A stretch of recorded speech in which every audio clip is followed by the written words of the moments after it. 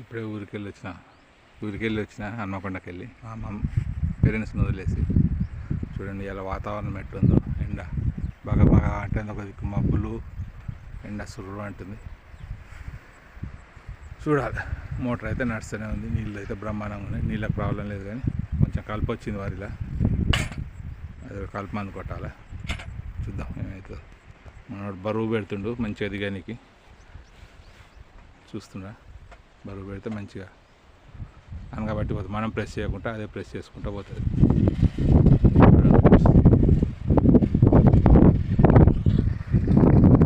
రైతు అంటే ఏందో అనుకున్నా, కానీ ఉద్యోగం చేసుకున్నా, ఇదో చేసుకుంటే ఏముంది చేయొచ్చు అనుకున్నా, కానీ ఇప్పుడు చేస్తూ ఉంటే వాళ్ళ కష్టమైందో తెలుస్తుంది. మనకు రైతు కష్టమైందో అర్థమైపోతుంది.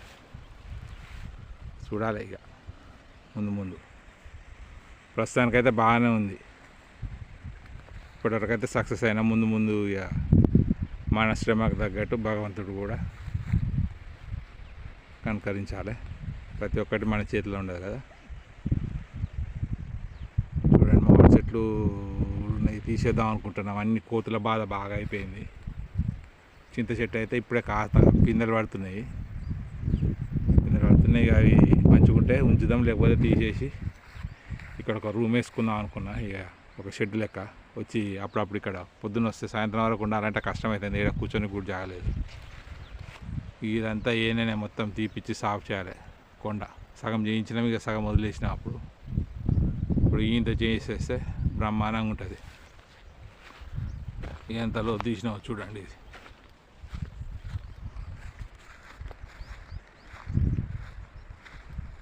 నెమళ్ళు అయితే మస్తుంది. ఒకరోజు చూపిస్తా అవి నెమళ్ళు. చూడండి ఫ్రెండ్స్, అవపడుతుందా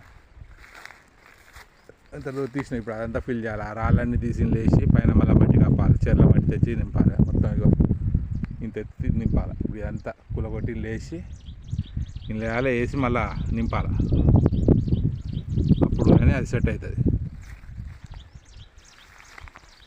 బోడకాకరకాయ చెట్లు కూడా మొలిచినాయి కొన్ని. చూద్దాం ఏమైనా పిందెలు పడ్డాయో.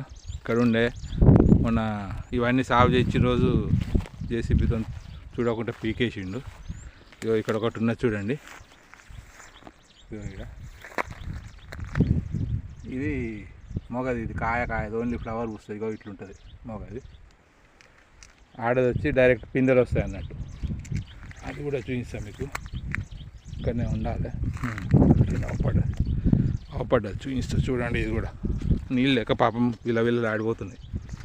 చూడండి ఫ్రెండ్స్, ఇగో పిందె వస్తుంది. ఇది ఇట్లుంటాయి పిందెలు వెళ్తాయి ఇవి డైరెక్ట్గా. అవపడ్డాయి ఫ్రెండ్స్.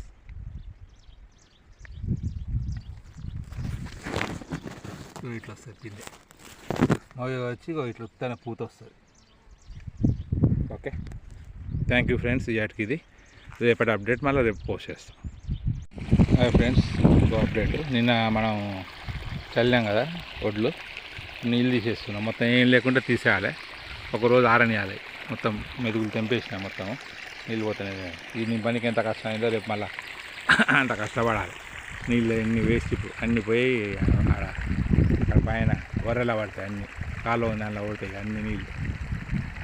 3 మళ్ళు నింపాలంటే దాదాపు ఒక 10,000 20,000 లీటర్లు పడతాయి ఈజీగా. చూడండి ఫ్రెండ్స్, ఇలా తీసేస్తాం కదా. తీసేసినాక రేపు చూపిస్తాం మీకు ఎట్లుంటుందో. ఒక 2 days ఆడితే మంచిగా మొలక బయటికి వెళ్తుంది. ఇక సూపర్గా ఉంటుంది. తర్వాత మళ్ళీ నీళ్ళు పెట్టాలి. ఇక